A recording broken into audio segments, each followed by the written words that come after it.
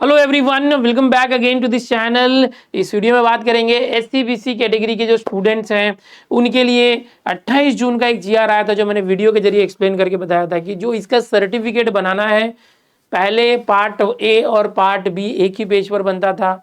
अब जो नया जीआर आया है वो जीआर कह रहा था कि अलग अलग दो पार्ट में सर्टिफिकेट बनाना है, यानी कि कास्ट सर्टिफिकेट पार्ट ए एक पेज पर रहेगा और जो नॉन क्रीमी लेयर है दूसरे पेज पर रहेगा।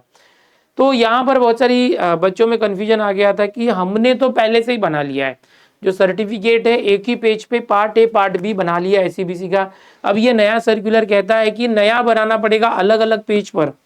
तो हमें जो पहले वाला नहीं चलेगा या चलेगा, तो पिछले जीआर के अनुसार तो नया बनाना था, लेकिन जब बहुत सारी कंप्लेंट्स गई गवर्नमेंट के पास तो गवर्नमेंट ने एक नया जीआर वापस से निकाल दिया है। क्या कहता है ये नया जीआर, इसके बारे में देखेंगे।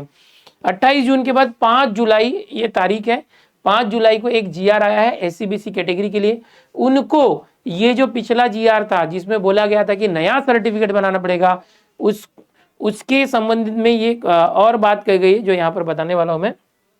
यहाँ थर्ड पॉइंट जो है कि जो भी एससीबीसी के कैंडिडेट हैं, अगर जिसने पहले से सर्टिफिकेट बना के रखा है जिसमें जात प्रमाण पत्र परिशिष्ट ए, एनेक्सर ए यानी पार्ट ए और नॉन क्रीमी लेयर प्रमाण पत्र परिशिष्ट ब स्वतंत्र पद्धतीने देण्याबाबत मार्गदर्शक सूचना निर्गमित केलेल्या आहेत।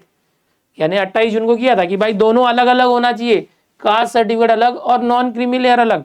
बट बहुत से बच्चों ने पहले ही बना के रखा है, जो एक ही पेज पे है, आधे पेज पे जात प्रमाण पत्र है और आधे पेज पे नॉन क्रीमी लेयर है।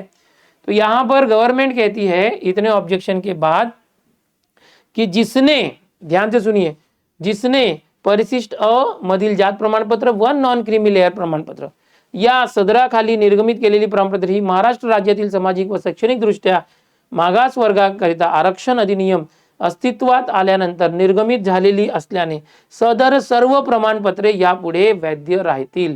यानी यहाँ पर बोला गया है कि जिन लोगों ने पहले से बना के रखा है, एक ही पेज पे है, वो भी वैध है। यानी क्या वैध है, मतलब कि वो वैलिड है।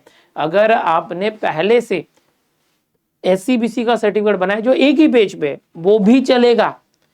एक ही पेज में आधे पे जात प्रमाण पत्र है और आधे पे नॉन क्रीमी लेयर है, वो भी चलेगा। और अगर कोई नया बना रहा है जो अलग अलग है, वो भी चलेगा। दोनों को यहाँ पर मान्यता दी है। बट जो अब से नया बनेगा दोनों अलग अलग बनेगा। बट जिसने पहले से बनाया है उसको वापस नया बनाने की जरूरत नहीं है, पुराना वाला ही चलेगा। एससीबीसी कैटेगरी वाले बच्चों के लिए है ये जानकारी।